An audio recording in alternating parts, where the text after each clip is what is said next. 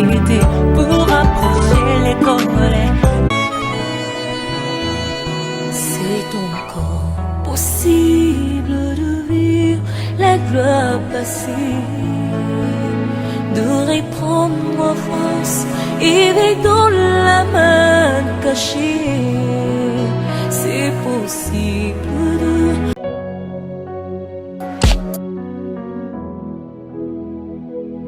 Shalom, shalom, shalom. Je suis le prophète Victor Ngoti de l'église Cité de la Restauration. Suivez-moi sur DATV chaque mardi à partir de 21h30 et la rediffusion chaque vendredi à partir de 15h. Et vous serez bénis. Que le Seigneur vous bénisse.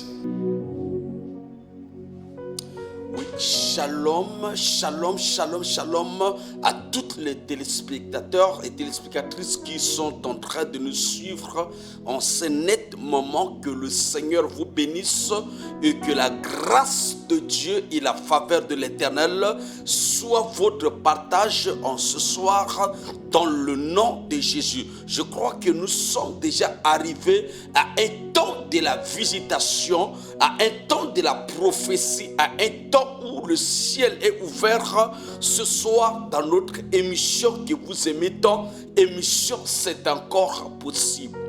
Alors l'émission C'est encore possible, c'est une émission qui est animée par l'église Cité de la Restauration, donc qui est représentée par votre humble serviteur, le prophète Victor Ngoti, Mosakoli Azana Mboka Azana Libandate. Alors maman, papa, jeune frère, jeune soeur, bongama déjà, parce que te combinaton ya émission na biso, tant oyo ozo zela, tant ya visitation, il y a miracle dans cela, il y a émission na biso, c'est encore possible.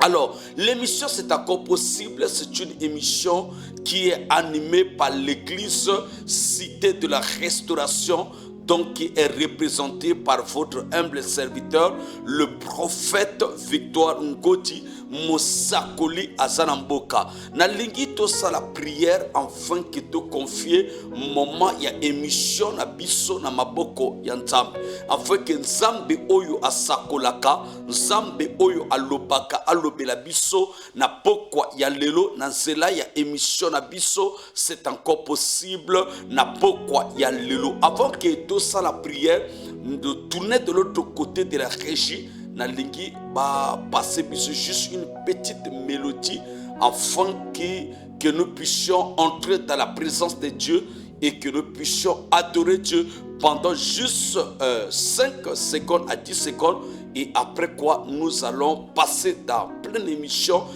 C'est encore possible. Ce soir je tourne de l'autre côté de la régie afin que Toyo Kana Nzembo Oyo et comme ma biso na kati ya présence ya Nzambe.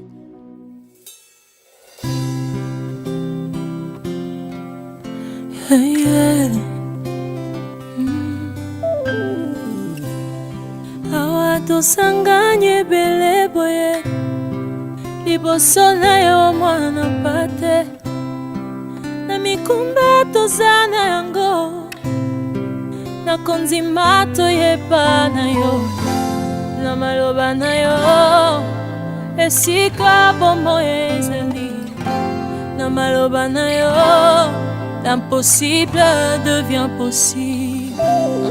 Oyebi baposa mitema esika makanisi esuki awa na bozali samina yo toye kosopelo mitema yo na maloba na yo esika bombo ezali na présence na yo l'impossible devient possible.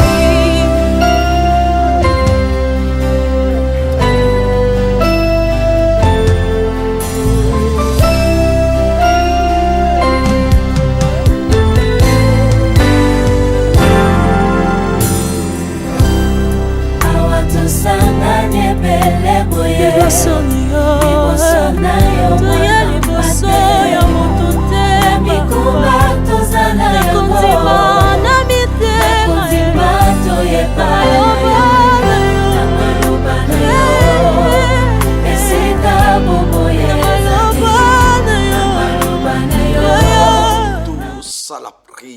afin que te confie moment ya émission na biso na maboko ya nzambe na pokwa ya lelo tozosambela zambe ya miracle zambe ya solution topamboli yo mpona grâce oyo akorda biso na pokwa ya lelo obatelaki biso journée mobimba ti na butu ya lelo to recommande moment ya émission na biso na maboko na yo tika présence na yo et se manifester na ba prophétie et na ba miracle na kombo na Yesu Christ de Nazareth. Ainsi j'ai prié et te le tous ensemble. Amen.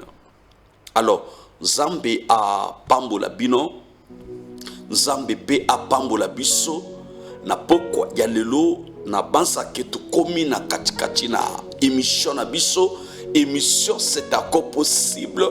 Émission c'est encore possible. C'est une émission qui est animée par l'église Cité de la Restauration, donc qui est représentée par votre humble serviteur, le prophète Victoire Ngoti Mosakoli Azana Mboka Azana Libandate. Na bansa ke tu komi na to et sengel il faut nzambe alobi la biso et sengeli nzambe asakole la biso na pokwa ya lelo na kati ya émission na biso. Émission c'est encore possible.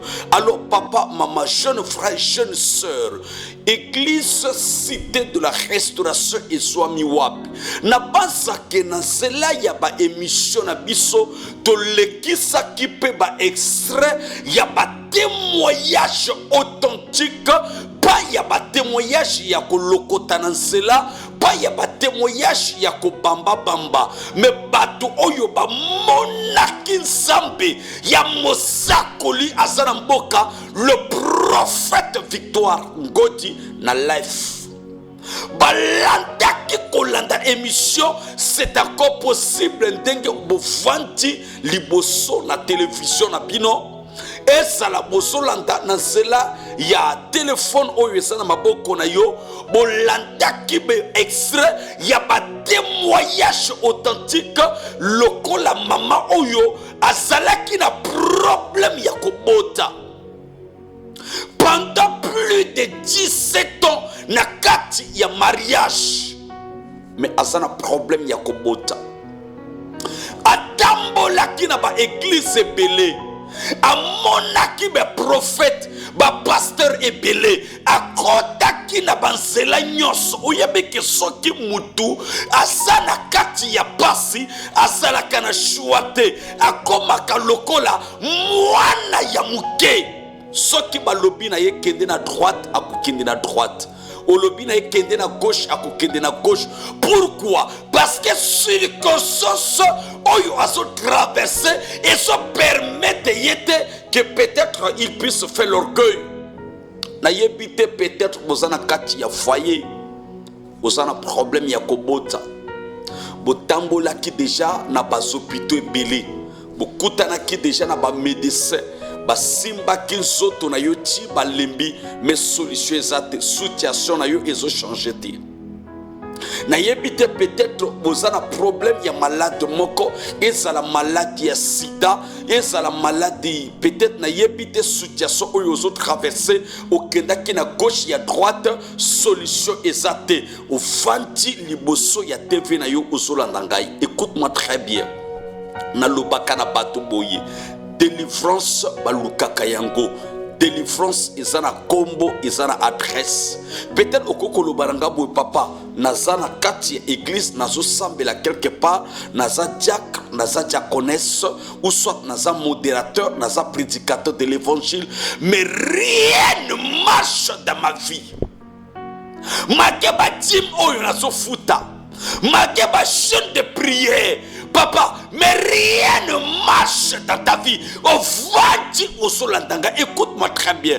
Délivrance et ça na combo et délivrance et ça na adresse.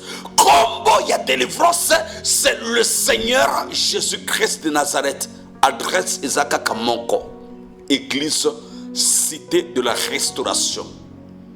Église Cité de la Restauration et Swami Wapi. Église Cité de la Restauration ezwami na quartier Tchétché Masola, arrêt secrétariat na Tchétché Masola, soit la mairie de Tchétché, la commune de Tchétché, juste dès que vous êtes là, la commune de Tchétché, l'arrêt secrétariat, c'est très facile. Ou soit Bozo Vanda, et ça la kuna na côté ya fond de Tchétché, Tozana Bali et Belé, et ça la bus, il y a le 1, et ça la bus, il y a le 4, et ça la ba Sansa Yamouké. Oyo ezokende na grand marché soit sympathique bozo vanda na côté ya sympathique et à la côté ya grand marché bozo vanda kuna na côté ya Siafumu Terjon boko soit bus ya li 4 ou soit li 10 et utaka na côté ya Terjon ezokende na fond de Tchétché bokoti na kati ya bus ou soit na niveau ya sympathique kuna tozana basansa ya muke ebele oyo ezokende na fond de Tchétché omati na kati ya bus ya sansa na yo ezokende na fond de Tchétché na niveau ya sympathique ezala bus ya li 4 na côté ya grand marché ekozala bus ya li 1 oyo ezokende na fond de Tchétché na côté ya fond de Tchétché kuna tozana bali ebele ezala bus ya li 1 ezala bus ya li 4 ezala basansa oyo ezokende na grand marché ezala sympathique komata na kati le seul arrêt oyo kosenga arrêt secrétariat na Tchétché Masola soki ozovanda na côté ya fond de Tchétché boleki juste arrêt il y a l'hôpital Congo Malembe, hôpital ya base ya Tchétché, boleki aller à l'hôpital ou komana arrêt secrétariat. C'est-à-dire juste au leki arrêt à l'hôpital Congo Malembe, hôpital ya base ya Tchétché au komana niveau il y a la mairie de Tchétché et l'école 30 mars arrêt secrétariat.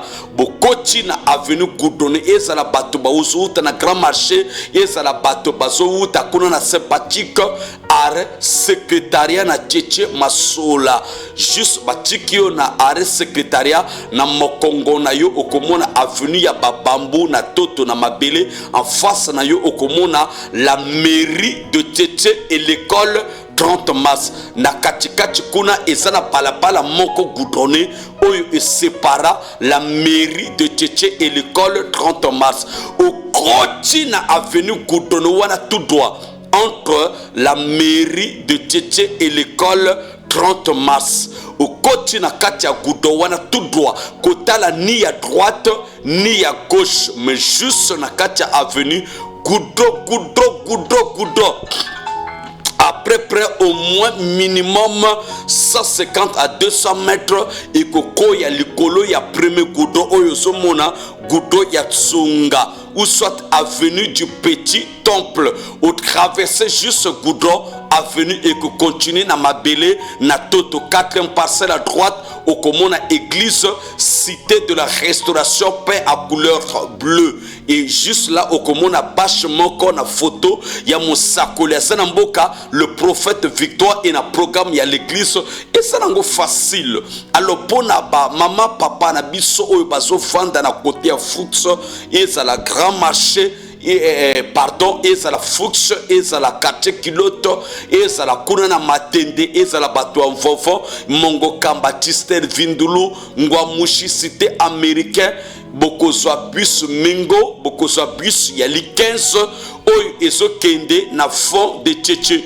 bon matina bus yali 15 oyo ezokende na fond de Tchétché ou soit na niveau ya 418 kuna tozana ba bus ya 418 oyo ezokende na fond de Tchétché bon matina kati ya bus na yo oyo ezokende na fond de Tchétché ezala bus ya li 15 bo sengi arrêt lavage ezwami wapi arrêt lavage ezwami na quartier 77 dani eza arrêt oyo avant que okoma na arrêt Globaline, c'est-à-dire arrêt ya forage ya Globaline place au bateka kama ya forage wana avant que okoma na l'école ya CPT Isaac école oeza ya étage okokoma nanu na arrêt lavage ou soit batikyo na Globaline okobenga na numéro oyo eza affiché na écran na yo ou soit batikyo na arrêt lavage ndenge bakotika yo na arrêt lavage okomona juste na niveau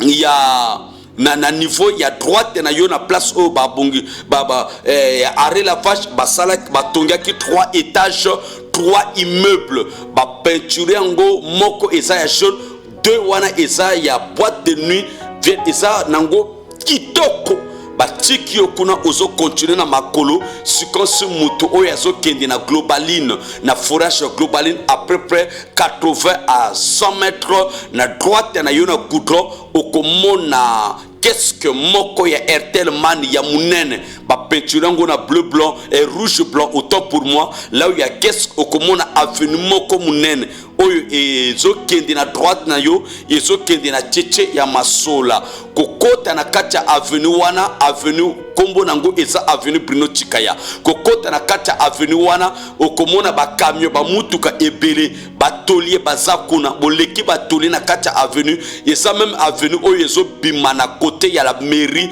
ya Tchétché commune ya Tchétché okoti na kati ya avenue à peu près 150 à 200 mètres na gauche na yo okomona église cité de la restauration peint en couleur bleue na gauche na yo en face okomona série de bois moko eza wana eza nango facile alors peut-être bo uchi kokotana na émission bozolanda ngai peut-être bozana kati ya bozola na ngana nzela ya telefone na yo ozana yo mopaya na kati ya ville ya Océane ville ya Pointe-Noire peut-être bosoye bate arrêt secrétariat ezwami wapi la mairie de Tchétché ezwami wapi eza nango facile oko zwa numéro na ngai numéro oyo eza affiché na écran na yo eza ba numéro personnel na ngai oyo nazo utiliser mosakoli aza na mboka oko benga nga à pleine émission ça après émission ce que swinga na émission te même après émission parce que émission ko sila pour na problème ya temps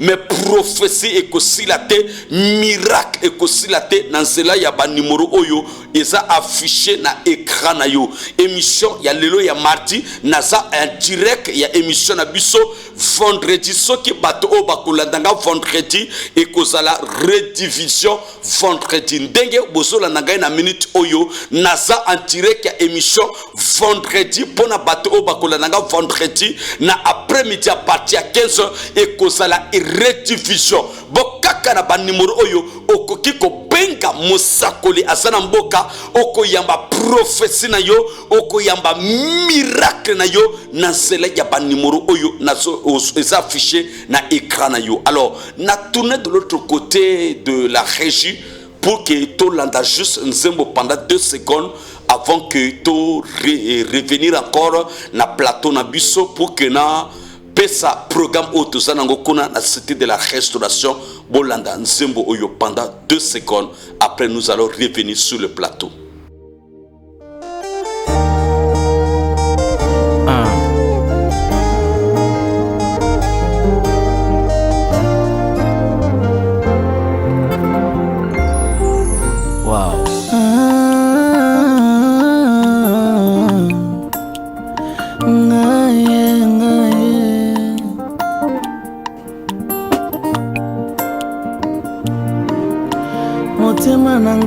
Tondi na mbolingwa mobali landanga na nkunda na leli mobimba nange présenter babilembwa bolamu Yesu amemi na leli kimia akoma moninga nanga tamisolo ezomonana te na Congo nazelaki na assiste na lapidation nzoka kitema. Alors programme oyo tozanango kuna na cité de la restauration eza ndenge nini papa mama jeune frère jeune sœur kuna na cité de la restauration na yambaka chaque jour de lundi au samedi de lundi, mardi, mercredi, jeudi, vendredi et samedi. À partir de quelle heure?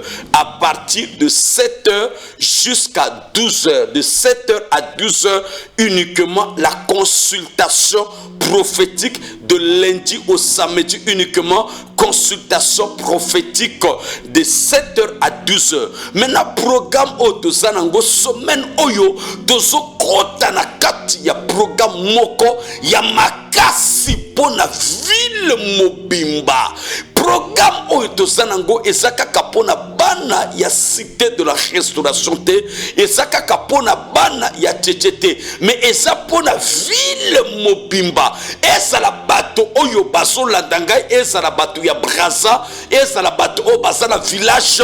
Omoni programme oyo eza pona délivrance ya bato nyonso, ekobanda parti ya quand le mercredi, lobby déjà le mercredi à partir de 16h jusqu'à 19h. Le jeudi, c'est de 16h à 19h. Le vendredi, c'est de 16h à 19h. Alors, 3 jours, oyo, et ça 3 jours, il y a miracle. Et ça 3 jours, il y a délivrance. Et ça 3 jours, il y a guérison. Maman, quoi, va-t-il nandaku azolandangai. Alobi papa, na tambola ki na ba église ebele. Na monaki ba prophète nyonso. Na kutanaki na ba pasteur. Omoni ki soki mutu. Asana kati ya pasi. Azala kana shuate. Akomaka lokola mwana ya muke. Soki olobi na ye kende na droite, akokende na droite. Olobi na ye kende na gauche, akokende na gauche. Pourquoi? Parce que circonstances où ils sont traversés et sont permettre yete aboya makam. Maman, na yebite peut-être osana katia foyer, osana problème ya kobota. Otambola ki déjà ba munganga ba simba ki soto no ichi balimbi. Osana malade moko na soto na yo.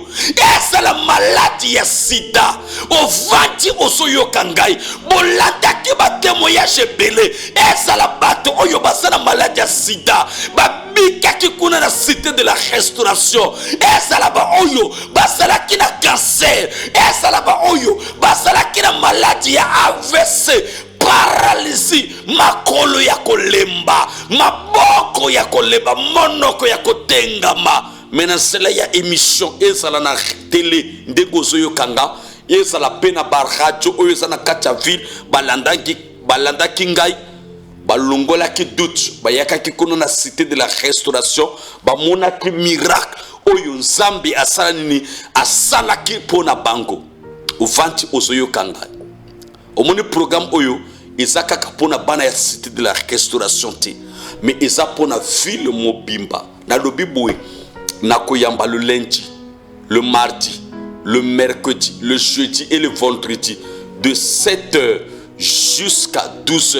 Lundi au samedi de 7h à 12h na kozala na bureau pour que na yamba baka nyos o papa ngana kati andako kimezate biloko zo bungana disparition ba biloko na kati andako tozo comprendre yango te papa biso boye papa malade nanga oyo na tambola kebele na lobi boye na koyamba de lundi au samedi lobi na tongo na kozala na bureau après lobi pe na kozala na bureau de lundi au samedi juste de 7h à 12h et programme na biso le mercredi lobby pour na bato obakola nanga vendredi, donc vendredi de 17h, donc mercredi, jeudi et vendredi. Le mercredi et le jeudi et le vendredi, c'est à partir de quelle heure? C'est à partir de 16h30 jusqu'à 19h. Dans 3 jours, il y a miracle. Et dimanche, à partir de quelle heure? Tokozana 3 cultes et ni 2 cultes, mais tokozana culte moko oiko banda à partir de 8h jusqu'à 11h30, légèrement 12h na sima ya culte na iko yambape bato oyo bazala kanaton na somente. Donc na dimanche na tongo oye na culte après la culte na ko yambayo facilement, tranquillement. Donc voilà programme na biso ba numéro oyo eza affiché eza ba numéro personnel ngai na moni déjà ba appel bato bazo benga ngai oyo basola nanga dia nazo mona ba téléphone mi parler ezo sonner déjà nazo mona ba appel na bino tika nzambe nanga apambola bino na pokwa ya lelo na kombo na Yesu Kristo de Nazareth. Alors soit Bible na yo tozo continuer enseignement na biso. Je suis dans le livre de Exode chapitre 1er à partir de verset 6 à descendant. Exode chapitre 1er à partir du 6e verset à descendant. Je le lis au nom du Seigneur Jésus-Christ. Joseph mourut, ainsi que tous ses frères et toute génération-là. Les enfants d'Israël furent féconds et multipliés, ils se croissent et deviennent de plus en plus puissants, et le pays en fut rempli. Il s'éleva sur Égypte un nouveau roi qui n'avait point connu Joseph. Il dit à son peuple, voilà les enfants d'Israël qui forment un peuple plus nombreux et plus puissant que nous. Alors montre-nous habiles à son égard, empêchons-les qu'ils se croissent et qu'ils surveillent une guerre et ne se joignent à nos ennemis pour nous combattre et sortir ensuite du pays. Et l'ont établi sur des chefs de corvée afin de l'accabler de travaux pénibles. C'est ici qu'il bâtit la ville de Python et de Ramsès pour servir de magasin à Pharaon. Mais plus on l'accablait, plus il multipliait et se croissait, et l'ont pris en adverse les enfants d'Israël. Verset 13. Alors les enfants d'Israël réduisent les enfants d'Israël à une dure servitude. Il leur rendit la vie amère par de rudes travaux en argile et en briques, et par tous ces ouvrages de champs. Et c'était avec cruauté qu'ils imposaient toutes ces charges. Alors que Nzambe a pambola verset oyo touti kotanga na kombo na Yesu Christo de Nazareth. Na banza ke nazo continuer toujours na kati ya enseignement oyo to bandaki ya de cela pratiquement presque un mois. Tozo loba likambo oyo itali délivrance ou soit origine familiale.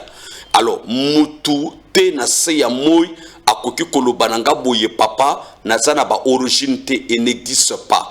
Chacun de nous a une origine. Alors peut-être même si vous regardez un fou qui est en train de marcher, peut-être à ce tambour na balabala, beaucoup comme mon aïe qui a ça fou à sa famille. Mais le jour où tu as mabanga, tu prends une pierre et que tu vas jeter sur lui, c'est alors que tu comprendras que cette personne a une famille. Alors chacun de nous sort dans une famille et chacun de nous a une origine. Alors, nous venons de lire cette histoire ici qui nous parle de Pharaon et les enfants d'Israël. Alors, Pharaon, dans chaque famille, il y a des pharaons. Dans chaque société, dans chaque marché, il y a des pharaons. Vous pouvez me dire que non, papa, moi, je n'ai pas des ennemis. Moi, je travaille, moi, je vais au marché, mais je n'ai pas des ennemis. Là, sache-le que il y a certaines personnes, même quand tu veux montrer la bienveillance, quand tu veux montrer tout ton cœur, tu montres l'amour envers eux, ils ne vont jamais croire à toi et ils ne vont jamais t'aimer. Alors, la Bible dit, vous-même, vous saviez comment les enfants d'Israël s'est retrouvé en Égypte au canal au canal de Joseph. Joseph, il est qui? Il est le fils de Jacob. Jacob, il est le fils de l'Isaac. Isaac, il est le fils d'Abraham. Selon la promesse de Dieu, parce que Dieu avait dit tes descendants iront en captivité pendant 400 ans, et après quand le 400 ans fut écoulé, moi Dieu, je vais descendre pour les libérer. Alors par Joseph, et les enfants d'Israël sont retrouvés en Égypte comme étrangers. Alors Joseph avait fait les alliances aux Égyptiens et il était le gouverneur principal de tout le pays d'Égypte.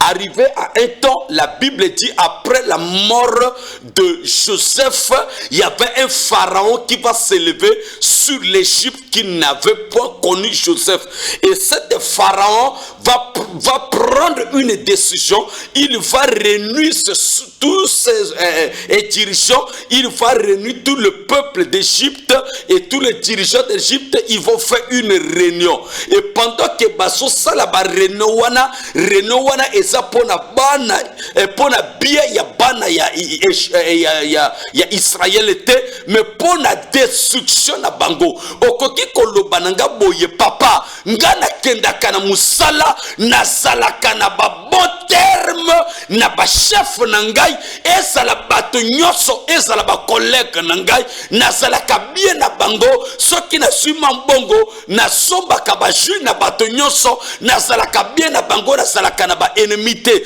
Mais sache-le, il y a des certaines réunions qui se fait la nuit pendant que toi tu dors. Il y a des certaines personnes qui se réunissent la nuit uniquement. Ils vont réfléchir qu'est-ce qu'ils vont faire pour te détruire, qu'est-ce qu'ils vont faire pour te déstabiliser. Et lorsqu'on est le kaki nakati yavana ba Israël, la Bible dit Pharaon abengaki babana nyonso ya Égypte alobaki na bango iboye total la babana Israël baso koma ebele baso domina biso.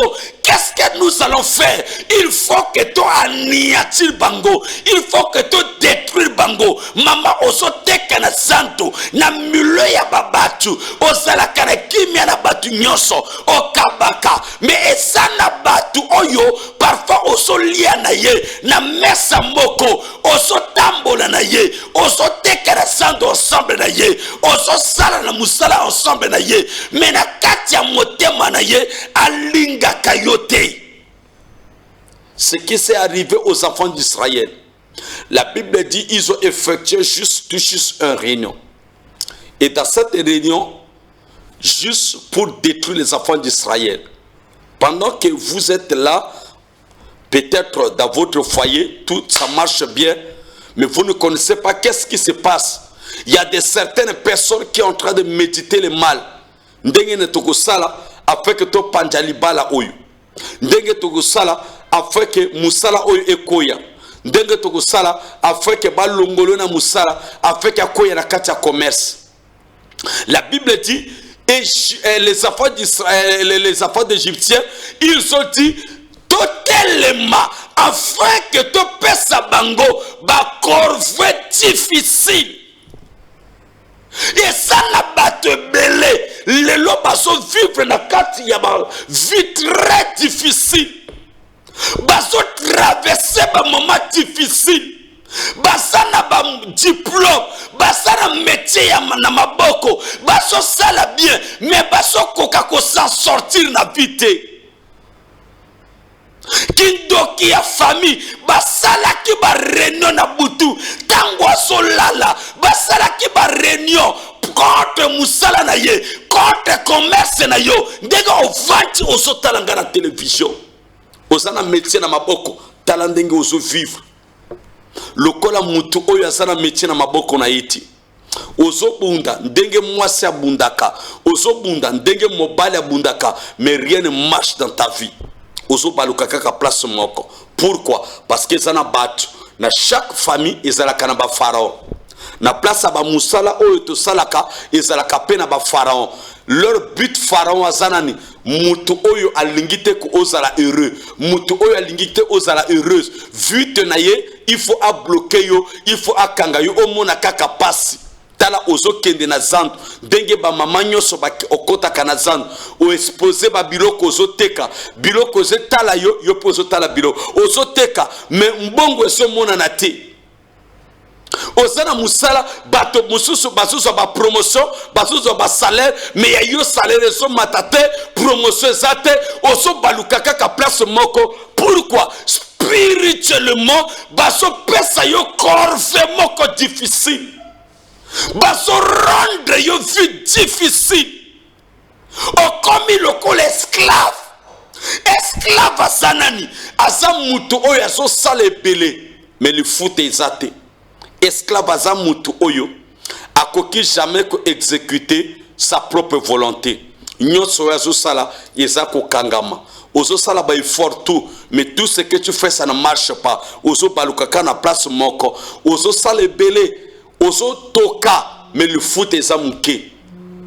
ozo bunda na ndenge tu oyo mobali akoki ko bunda ndenge mobali mwasa koko bunda mais rien ne marche dans ta vie au venti ozo talanga na minute oyo omoni programme otozanango eza uniquement pour na service ya délivrance pour na service ya guérison na kati ya programme otozanango tokozana ba na science ya ba délivrance science ya ba prophétie authentique toko révéler makambo oyo eza ko boma na kati ya vina yo et au sali de comme de temps na kati ya foyer oyo mais ozo koka kokanga zembité ozo akazemi mais zemi wana vanda kate ezana ba esprit oyo bayakaka spécialement pour que bazwa fétiche oyo ezana kati ya libomuna yo makila wana dès que comme na 1 mois 2 mois 3e mois il faut makile bima au sali de fausse couche combien de fois ozo comprendre yango te mama ozo yebate ozo na kati ya foyer mais ozo na kimia te ozo nyos ozo na kimia te na kati ya foyer te voilà en train de pleurer dans ce foyer tu ne sais pas qu'est-ce que tu vas faire mais je suis en train de te dire ceci Nariambaka chaque jour de lundi au samedi uniquement consultation prophétique de 7h à 12h 7h à 12h à partir de lundi jusqu'au samedi chaque jour nazala kana bureau na yambaka baka nyonso. Alors Pharaon lobaki nini to rendre bango vie difficile lelo ba rendre yo vie difficile papa ozobunda lokola mobala bundaka mama ozobunda lokola mwasi bundaka mais rien ne marche dans ta vie nyonso eza kokangama. Pourquoi il y a un pharaon quelque part mais ce pharaon doit être dévoilé na kati ya programme na biso. Alors, nazana ba temps ébélité parce qu'il faut na yamba ba appel. Mais avant que na yamba ba appel, na tourner de l'autre côté, tozala ki na extrême moko ya témoignage, bolanda témoignage oyo. Ya mama oyo azala ki na mwana kaka moko. Nzambe ya batu. Nzambe oyo apambola ka batu. Apambola ki mama wana. Na mwana kaka moko. Azana 2 te kaka mwana moko ya mwasi. Alors mwana wana akomi kaka na âge ya 6 ans. Mama akenda kana zando pour que abunda aluka mwa 100 francs aluka lipa a nourrir famille na ye ndenge okota kana zando ndenge obunda kana musala. Alors na simana ye mwana abimaki mwana ko bima mwana ya 6 ans abungaki batambolaki na ba PSP bazui mwana te bakendaki na gauche na droite bazwaki mwana te baleli mama zo lela. Heureusement ezalaki na ndeko na ye moko alandaka ngai na tele ndenge ovanti ozoyoka ngai ozolandaka na télévision na yo eza na téléphone na yo ozolandaka ndeko ya mama wana alandaki pepa émission tango alandaki émission alobi nini nalandaki émission et azwaki numéro wana akomaki yango na papier et tango sœur na ye azolela parce que lukaki mwana azozwa mwana te mais tango akekokuta na ye alobi oh tozana musakoli azana mboka le prophète Victoire tokende kuna ndenge a expliquer bayakaki na église bakuta nanga nini salemaki mama soki na lobi ebele ono alobakabo mais tozota la image te bolanda témoignage ya mama wana et après tozo revenir. C'est très important. Témoignage c'est un esprit de la prophétie. Tango zolanda oyo nzamba sala ki pona ndeko na yo nzambe pe ko sala pona yo. On reconnaît pas un prophète parce qu'il a une grande église ou soit il a une voiture, 2 voitures, 4 voitures ou soit azo diriger peuple ya munene. Mais on reconnaît un prophète quand il prophétise la chose s'accomplit. Alors ça c'est celui-ci est prophète de l'Éternel. Bolanda témoignage d'atouré de l'autre côté, bolanda témoignage ya mama wana. Et que pesa bino makasi. Effectivement, je viens de regarder un enfant. Je lui avais demandé l'âge de l'enfant. Et c'est comme ça que j'avais prié. Et je lui avais dit de partir à la maison. Avant que le soir arrive, on va t'appeler et que tu vas retrouver ton enfant. Et c'est comme ça qu'elle était partie. Et quelques mois que Dieu lui a dit. Pourquoi elle n'avait pas trouvé d'enfant?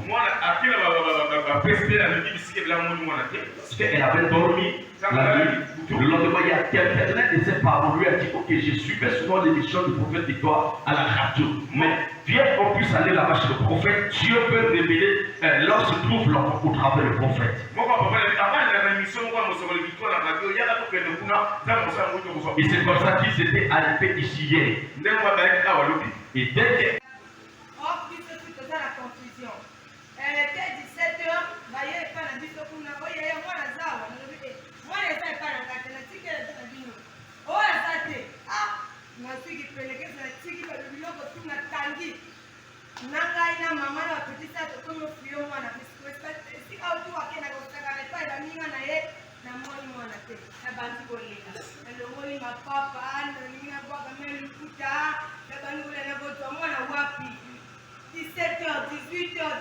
jusqu'à 2h, j'étais dehors pour chercher ma fille.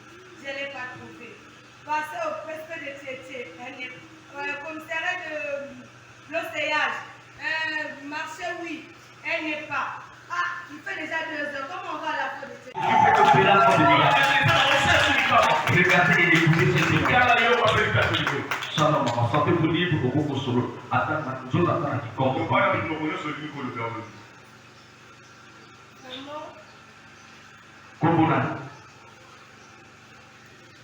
Kombo na yonani ma. Maman crèche. Ok, on va d'accord. Navana dans la Tchétché. Ok, nini nitaka sana kwa. Vendredi, la mukina tongo na teka dans le restaurant. Na kena restaurant hapo na teka na tiki mwana kulala. Na lali na zepe boye.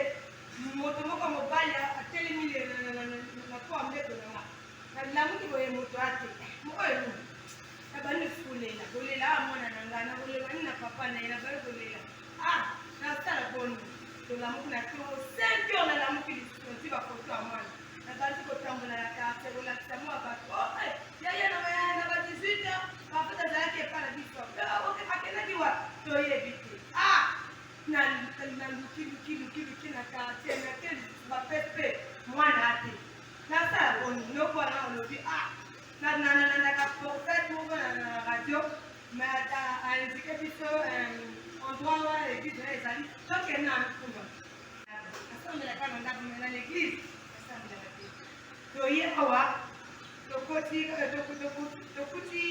aka fana na wana ayambi biso a petit patiti to vanti prophète ati azo ya prophète ayambi bawana bazaki liboso na nga depuis ngai na koti teke na koti kaka prophète alobi na nga mwana bungi kasi tuki ndenge nini prophète ayebi ke ngai ye wandikanga mwana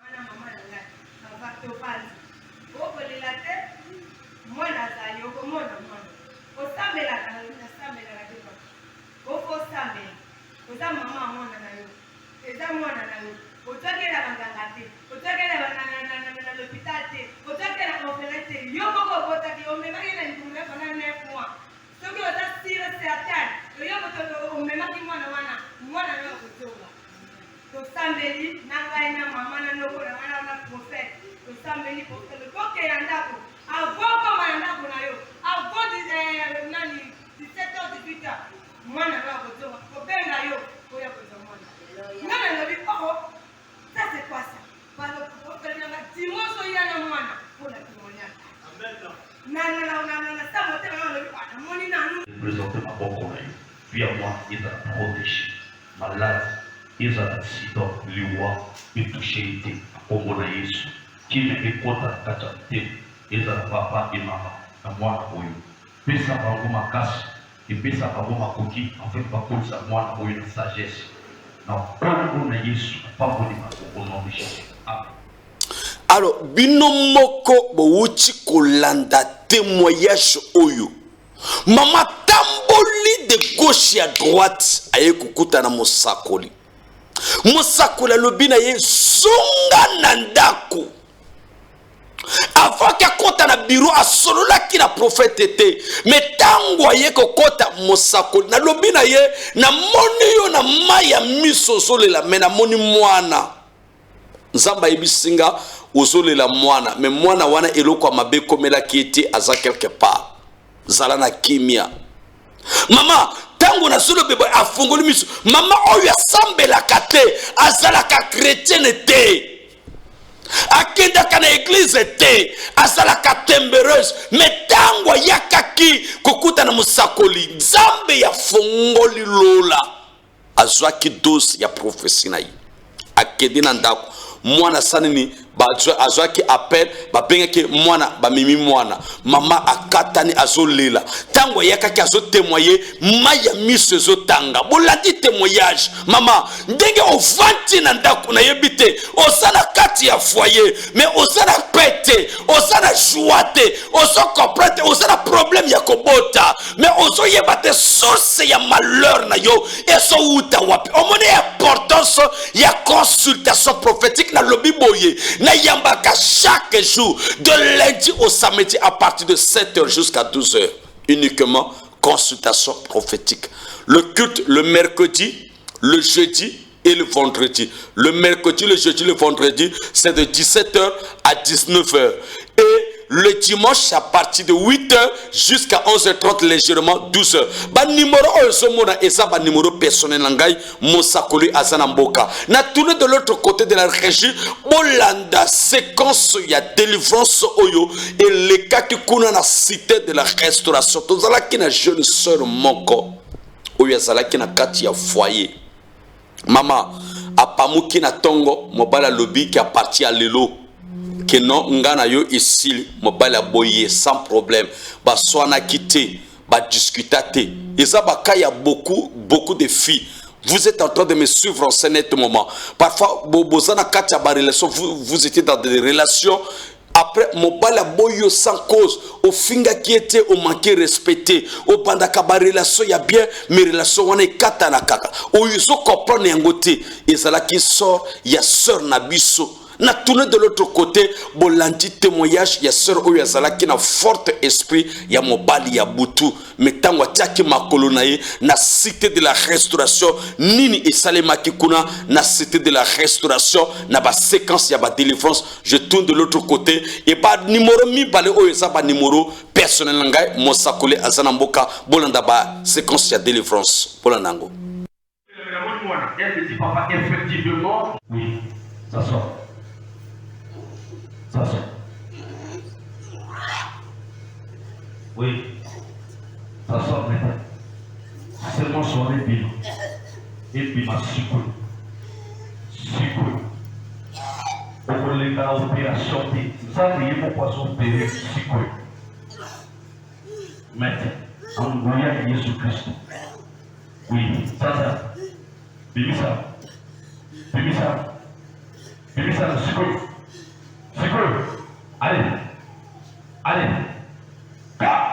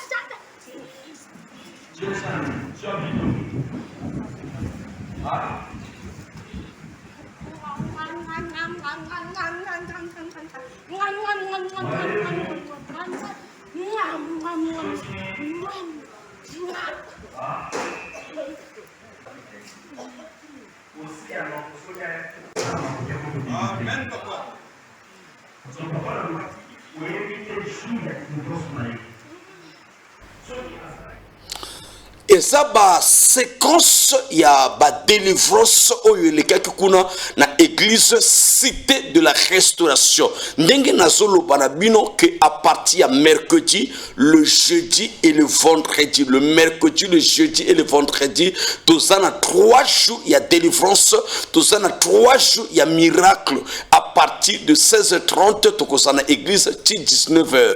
Le mercredi, jeudi, vendredi et dimanche à partir de 8h jusqu'à 11h30, légèrement 12h après le culte na yambakape bato o bazalaka na temps na somente akenda kana musala, veut dire que il n'avait pas le temps dans la semaine, donc il termine le travail à partir de 19h30, donc à partir de 19h aussi ça ka prière na biso, donc dès après le culte. Donc dimanche na tongo yaka na culte après le culte na koyamba yo ba deux numéros oyo eza affiché eza pa numéro na ngai église cité de la restauration ezwami wap église cité de la restauration ezwami na quartier Tchétché Masola arrêt secrétariat na Tchétché Masola soit la mairie de Tchétché commune ya Tchétché. C'est très facile, dès que vous êtes là à l'arrêt secrétariat en face de vous, vous allez voir la commune de Tchétché et la l'école 30 mars. Na katikati kuna ezana avenue moko goudronné oyo et sépara la mairie de Tchétché na l'école. Ou soit bo telemi liboso la mairie na arrêt secrétariat bo benga na ba deux numéros oyo eza affiché RTL et na MTN. RTL eza 05 029 54 10 05 029 54 10. Yami Baleza MTN eza 06 940 30 09 06 940 30 09. Wana ezapi WhatsApp nangai pona bato o bazo contacter nga directement na WhatsApp bokozala o za WhatsApp nangai. Alors lobby déjà na tongo na koyambati 12h et na pokwa de 16h à 19h tokozala na prière na biso tokozana temps il y a délivrance na biso. Alors na bansake na okomi na mairie ya Tchétché entre la mairie et l'école 30 mars et ça na avenue moko goudronné oyo sépara la mairie de Tchétché na l'école 30 mars au côté na avenue goudronné wana tout droit goudron ti ekokoya likolo ya goudron ya tsonga ou soit avenue du petit temple au traverser juste goudron avenue que continuer na mabele na toto 4 passer à droite au commune église cité de la restauration ba peinturango na bleu et liboso l'église au commune bâche moko na photo ya mosakole pe na ba programme na église juste liboso l'église. Alors pona bato oyo bazo vanda kona na côté ya Fuch ezala matende ezala kona na vovo mongo kambatister boko so bus ya li 15 oyo ezo kende na fond de Tchétché ezala kona na 418 bozu bus ya 418 ezo kende na fond de Tchétché. Le seul arrêt où vous allez demander arrêt lavage ou soit arrêt globaline forage ya globaline place bateka kama ya forage wana avant que okoma na l'école où ils a étage école ya CPT Isaac okokoma nanu na arrêt globaline batiki na globaline obenga na ba numéro eza affiché na koki ko orienté ou na kokoti na ba protocole sécurité bakokende kozwayo facilement. Alors na bansake déjà lobby na tongo na koyamba na poko tokosa na prière le mercredi, jeudi, vendredi c'est de 16h30 à 19h et le dimanche à partir de tongo de 8h jusqu'à 11h30 légèrement 12h.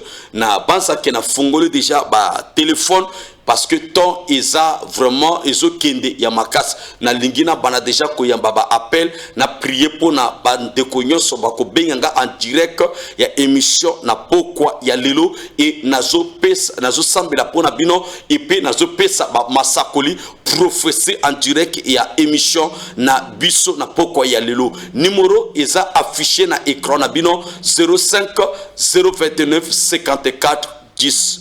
Na bansa ke nazo yamba déjà appel oyo. Allô? Allô? Allô? Allô? Oui, shalom maman, comment on a bengi depuis quel quartier? Bengi depuis quartier Zindolo. Comment on a ni? Maman Lipsia. Ok, bozo landa émission. Bozwaki adresse à l'église malamu. Pendant que nazo solo na yo nzamba pesinga 3 messages na moni esprit moko ya mobali ya butu oyezo tungisa yo et 2 ozana problème ya perte de mémoire. Tango nazo solo na yo nzambe azoyebisanga il faut na sambela pona yo sala effort lobi na tongo na koyamba de 7h à 12h ozwaki to na tongo te yaka na poko à partir de 16h na kosambela pona yo nzamba pambola yo. Merci nzamba pambola yo merci. Ainsi c'est Yakobenga nazo yamba nazo sakola. Allô? Oui, shalom papa. Shalom papa. Kombo nani bobengi biso depuis quel quartier? Kombo Joseph na bengi depuis Vovo. Depuis Vovo. Bozolanda émission? Oui, nazolanda émission papa. Ok, moi c'est na yaza wapi? Moi c'est na ngayo.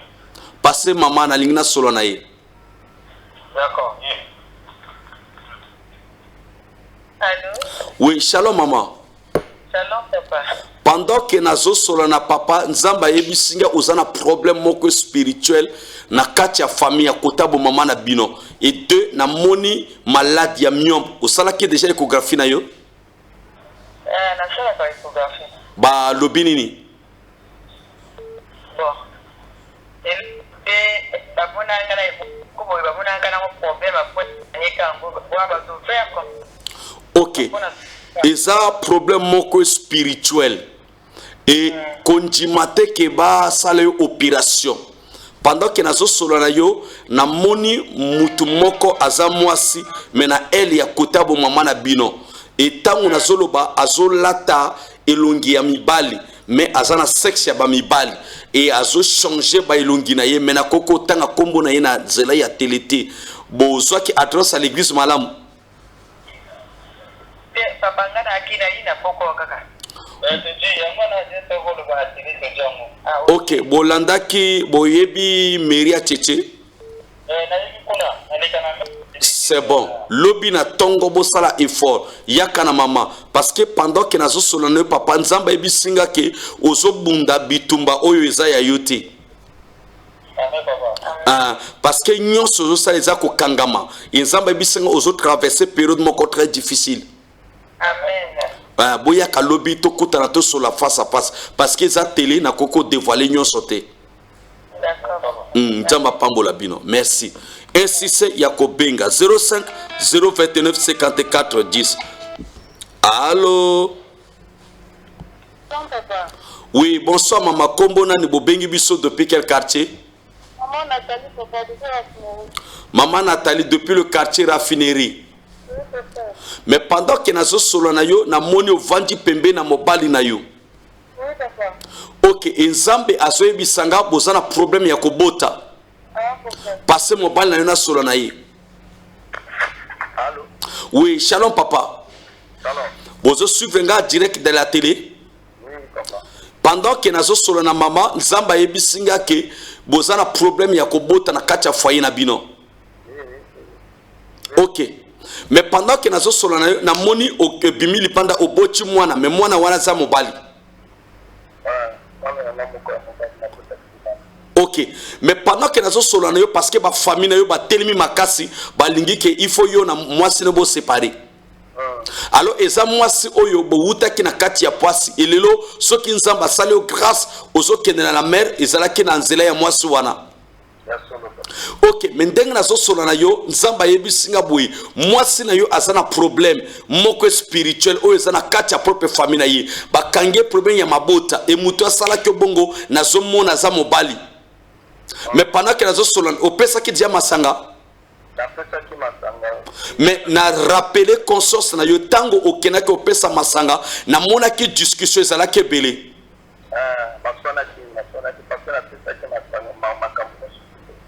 Ok, est-ce que lobby bokoko yakana maman tous pour qu'on puisse tous sur l'ensemble de l'église? D'accord.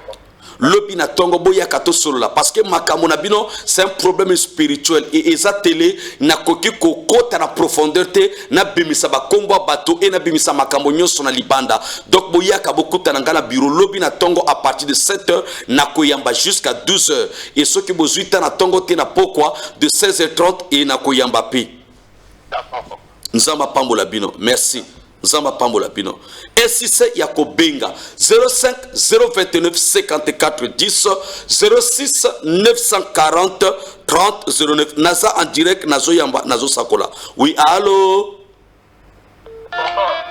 oui bonsoir kombo nani bobengi biso depuis quel quartier depuis na quartier Tchétché bozola na ngai na télé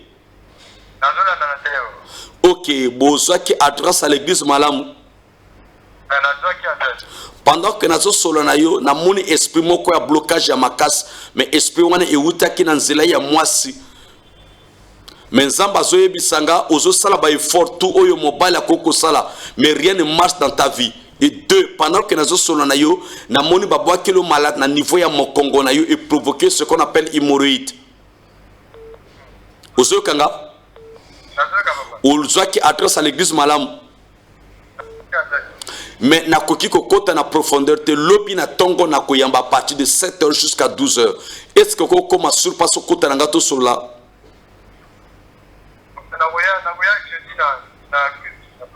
d'accord nzamba pambola yo dès que côté photo sur la face à face nzamba pambola yo merci insiste ya kobenga 05 029 54 10 oui allô oui shalom papa Alors, kombo nani bo bengi biso depuis quel quartier quartier comme on Jacques. ok bozo landanga na télé Oui, papa. ok pendant que nazo solo na yo na moni problème ya musala ezalaki complot oyo elekaki na place ya musala na yo na moni balongoli na musala et ça là combien de temps ozana ndako ba prometaki yo ke bako benga yo jusqu'à pour achema bazo benga yo te et na moni mobali moko camarade na yo ya musala balobi il faut ma problème wana o plainte bango na niveau ya tribunal ko sala ngote bako benga yo parce que problème na yo eza complot o sala ki mabe na musala te oyeba kité o finga ki chef te eza problème ya complot na moni camarade yo moko ye pasa parmi bato o basala ki complot na musala na yo mais na koki ko tanga kombo ya mutu na télé te sala effort ya ka sur paso kota na lobi to ko solola nzamba ebisenga na sambela pona yo lobi na tongo à partir de 7h na kozana bureau jusqu'à 12h merci nzamba pambola yo insiste ya kobenga 05 029 54 10 oui allô allô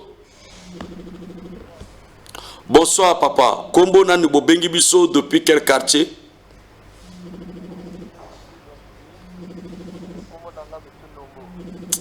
aïe aïe aïe oui papa bonsoir tozolanda yo très bien kombo nani depuis le quartier Vungu ok pendant que nazo solo na yo nazo deux messages concernant vie na yo mais na koko kota na profondeur te papa ozwaki adresse à l'église malamu sala effort yaka lobe kota na ngato solo la parce que volume eza tellement na se nazo yo kayo na peine mais sala effort yaka kota na ngato solo la nazana deux messages concernant vie na yo zamba pambolo papa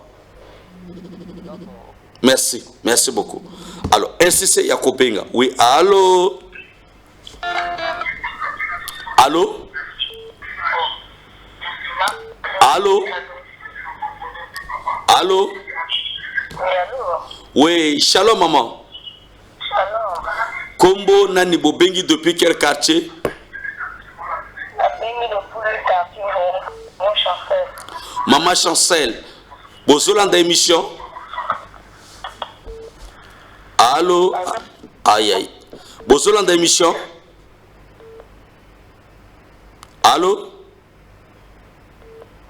allô ah nzambe insisté Yakobenga. Oui, allô. Oui, shalom, maman. Kombo nani bobengi depuis quel quartier? Maman, Depuis le quartier Pita. Pendant que nazo solo na yo, na monio ozo lela. Nzamba ebi singa ezalaki na bitumba oyo lekaki na kati ya foyer na yo. Il y a de cela 3 jours que mobali na yo bozo vend ensemble été. Amen, papa. Et ça là qui combien de jours? Ça fait au moins 2 semaines. 2 semaines déjà. Mais pendant que nazo solo na yo, na moni na maboko moi si mususu. Amen, papa. Mais moi si wana asala kikisi, mais na koko kota na profondeur te. Pendant que nazo solo na yo, nzambe azotangisa nga kombo ya moi si wana, mais na koko kota na profondeur ya prophétie te. Boutaki musika depuis na moni mboka ya Oyo. Oui, papa. Boutaki Oyo. Mais na moni mobile alate bilamba ya pole ya mbila aza gendarme. Oui, gendarme, papa. Gendarme. Boutaki na Oyo. Ok. Est-ce que bokoko yaka okuta nanga lobi na tongo to solo la? Pas de problème, papa. Ok. Na lingina solo na yo face à face. Nzamba pambola yo. Merci. Et si c'est Yakobenga nako yamba nazo sakola. Allô? Allô?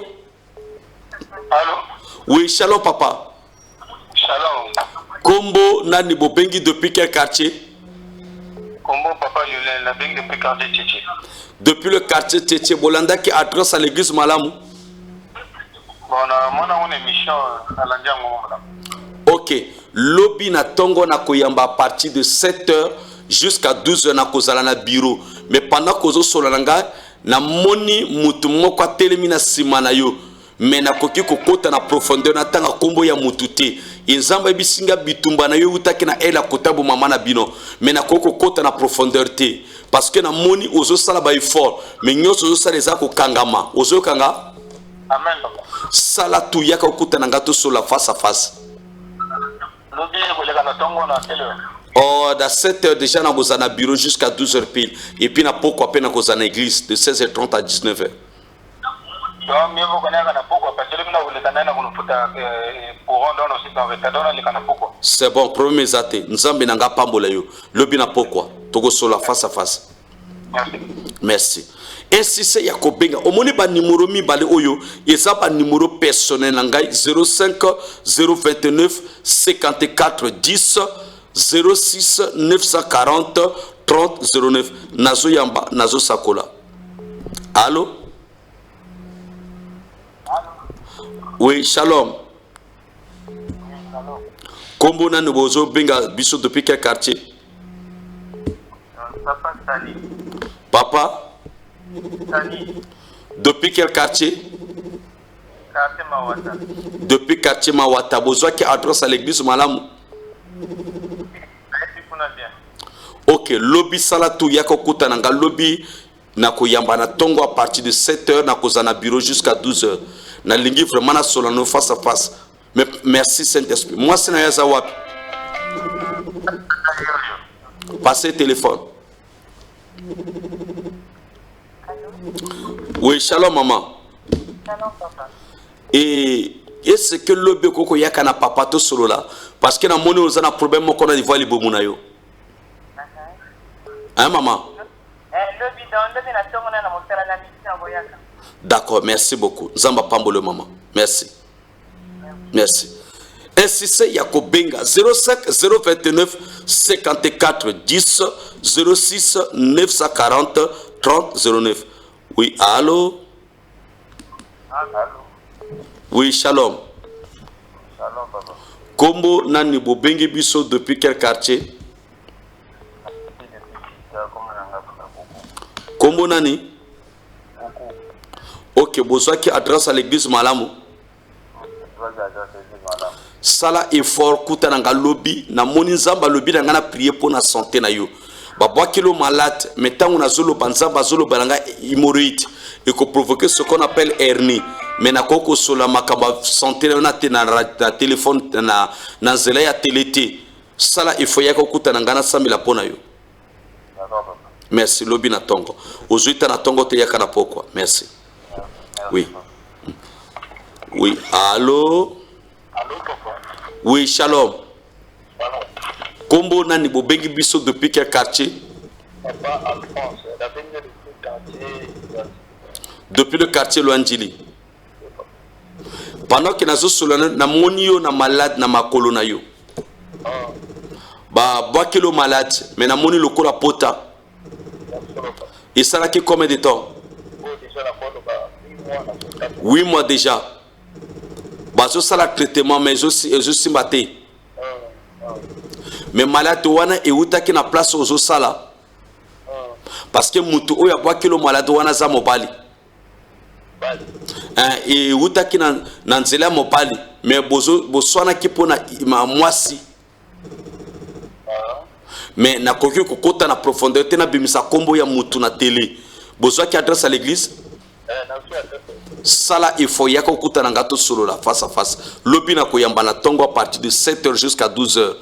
Bezuita na tongo te yaka na pokwa de 16h30 à 19h. Merci Nzamba Pambola yo. Merci. Ainsi c'est yako benga nazo yamba nazo sakola. Oui, allô. Allô. Aïe aïe aïe aïe. Allô. Allô.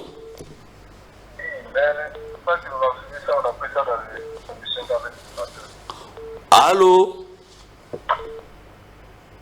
Allô papa. Aïe aïe aïe aïe aïe. Insisté yako benga. Allô. Bonjour papa. Oui, bonsoir papa. Nanga kombo nani bobengi biso depuis quel quartier? Kombo nanga Chris na bengi bino depuis Tchétché. Depuis le quartier Tchétché. Besoin qui adresse à l'église Malamu. Ah, toujours adresse à l'église Malamu papa. Sala effort. Ata même ceux qui ont dengeni programme les gens dengeni kuta nanga lobi na tongo tout sur la face à face. Hein papa?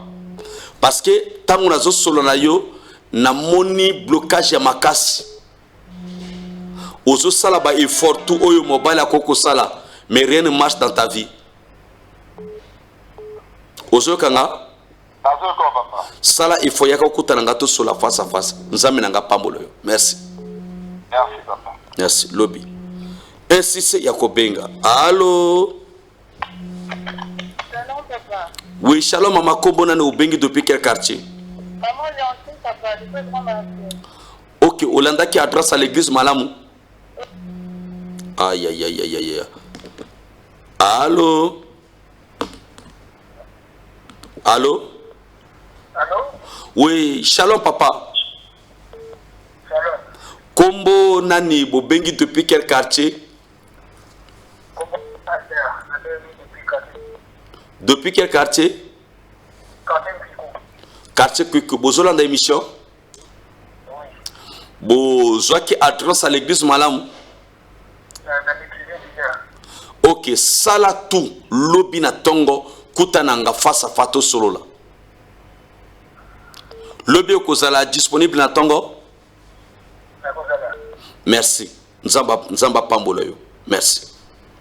Merci. Lobi na tongo. Alors, allô? Allô. Shalom maman. Shalom papa. Kombo nani bobengi biso depuis quel quartier? Kombo la sœur Léon. Depuis quel quartier? Monkamba. Depuis Mongokamba. Est-ce que okoko passé papa na solanae? À sa place mon mangati. Ah. On a voyage. Ah. Merci Saint-Esprit.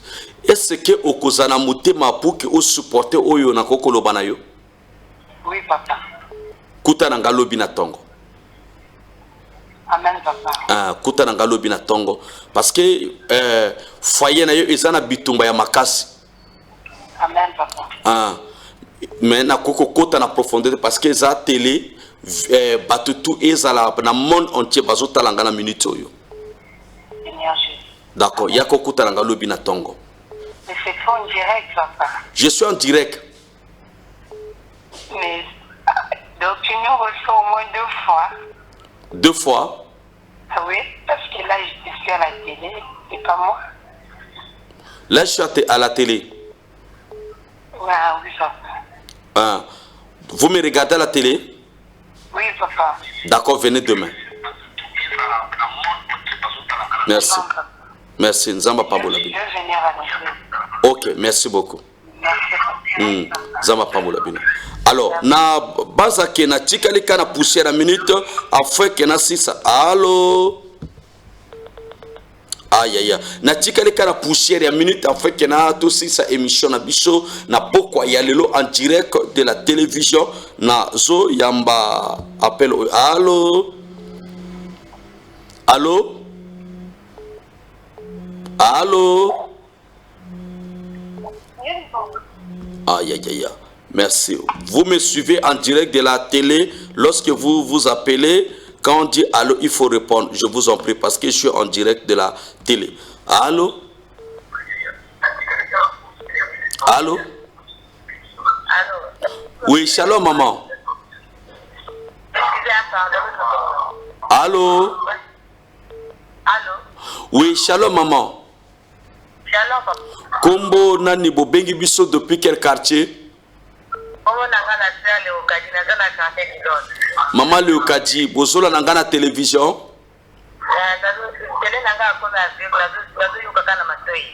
Ozoka na matoi. Bozoaki adresse à l'église Malamu?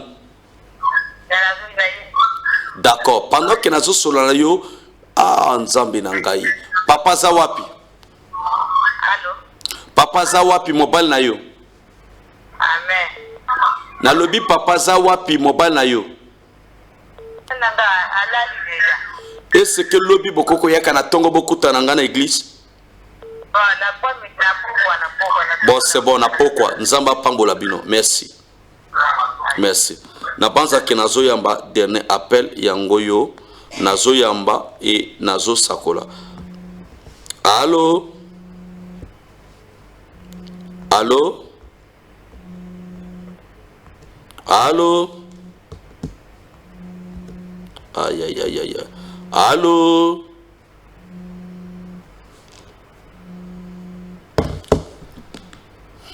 Allô? Allô? Oui, shalom papa. Ah, shalom. Kombo nani bobengi biso depuis quel quartier? Kombo nanga Honoré Vindulu. Depuis le quartier Vindulu. Bozola nanga direct? Nazola na yo direct. Ok, bozwaki adresse à l'église Malamu papa? Nanti. Bo oyebi soki na Vindulu bokozwa bus ya li 15 o ezo kende na fond de Tchétché, boyebi arrêt globaline? Globaline, oui. Dès que ba kitio na arrêt globaline o temili boso globaline o benga na numéro oyo na ko orienter ou na ko tinda ba protocole ou sécurité ba ko kende kozwa yo facilement. Hein papa? D'accord, merci. Lobina tongo. Nzamba Pambola.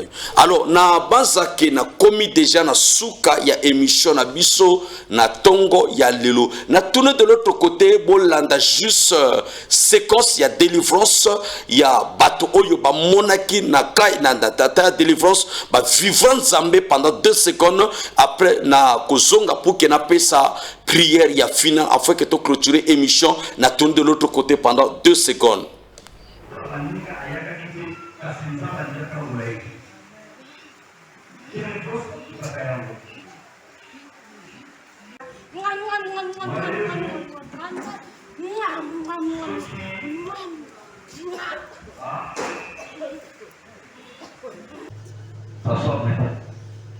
Seulement sur les bilans. Et puis ma Alors, na bazake, lobby déjà na tongo, na koyamba de 7h à 12h. Na yambaka chaque jour de lundi jusqu'au samedi de 7h à 12h uniquement consultation prophétique na tongo et na pourquoi le mercredi, le jeudi et le vendredi c'est de 16h à 19h. Tous en 3 jours il y a visitation, 3 jours il y a délivrance. Le mercredi, jeudi, vendredi c'est c'est de 16h30 à 19h et dimanche à partir de 8h jusqu'à 11h30, légèrement 12h après le culte ya dimanche na yamba kape bato oyo balingi bakutana na ngai na sima culte na yamba kape bato oye na culte na tongo na sima culte na koyamba peyo. Église Cité de la Restauration et Swami Wapi na quartier Tchétché Masola, arrêt secrétariat na Tchétché Masola, soit la mairie de Tchétché, la commune de Tchétché, commune à Tchétché, bokoki ko benga na numéro oyo eza affiché na écran na yo, na koki ko orienter yo facilement. Voilà, na komi déjà na souka. Déjà au micro, c'est le prophète Victoire Ngodi Mosakoli Azana Mboka Azana Libandate na Pesimbote na ba auditeur nyoso et ça la babana nyoso ya Cité de la Restauration oyo bazola nanga zambi nanga apambola bino. C'est le rendez-vous ekozala le mercredi, le jeudi et le vendredi, c'est de 16h à 19h. Et dimanche na tongo à partir de 8h jusqu'à 12h na sema culte pe na koyamba bato to lingi to sala prière afin que to boucler émission na biso na pourquoi ya lelo tozo sambela zambe ya miracle, zambe ya solution to pambolio pour la grâce et pour la opportunité au accord biso na kati ya émission na biso to tiki séparation na biso na maboko na yo pambola ba peuple oyo et programme na biso na sommet na maboko na yo mulimo santu na kombo ya Jésus-Christ. Ainsi j'ai prié, amen. Alors émission de esili mais prophétie et kosilate, guérison et kosilate, miracle et kosilate, émission de sili ba appel. Et si c'est ya kobenga na ba numéro eza affiché na écran na yo, numéro ya liboso eza RTL eza 05 029 54 10 05 029 54 10.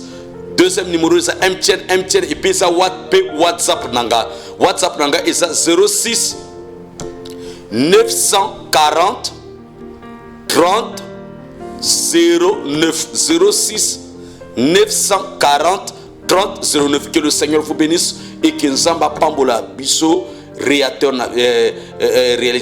na émission na Bisso, frère Nabisso, notre bien-aimé, le frère Kevin, que Nzamba Pambola et Koleka, sans oublier ba auditeur boza tellement ébélé et ba autorité nyonso ya mboka na biso. Nzamba Pambola bino faveur Nzambe ezali kono na bino na kombo na Yesu Kristo. Ciao.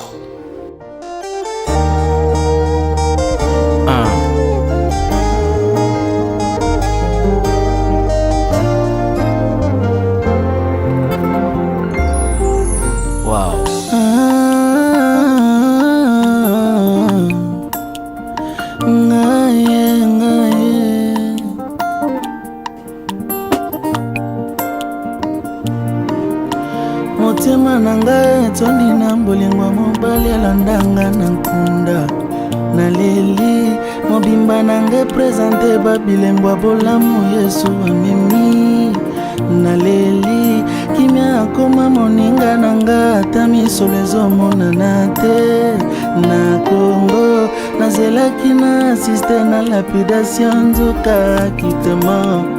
Oh surpris, Jésus m'a surpris, agréablement surpris. Jésus m'a surpris, azabolingwa motema nangai, alongoli soni nangai, yamba nangai, bolingwa motema Marangayo,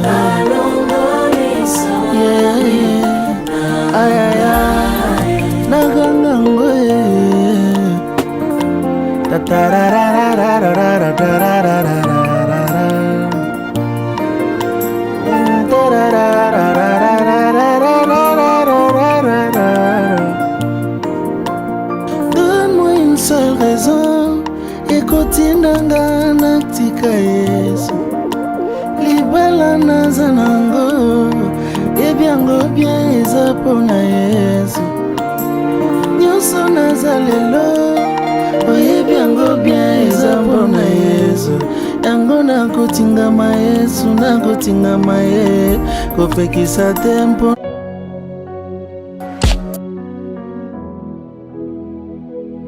Shalom, shalom, shalom. Je suis le prophète Victor Ngodi de l'église Cité de la Restauration. Suivez-moi sur DATV chaque mardi à partir de 21h30 et la rediffusion chaque vendredi à partir de 15h.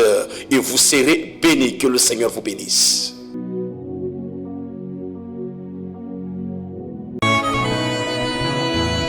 C'est encore possible de vivre la gloire passée, de reprendre force et vivre dans la main cachée.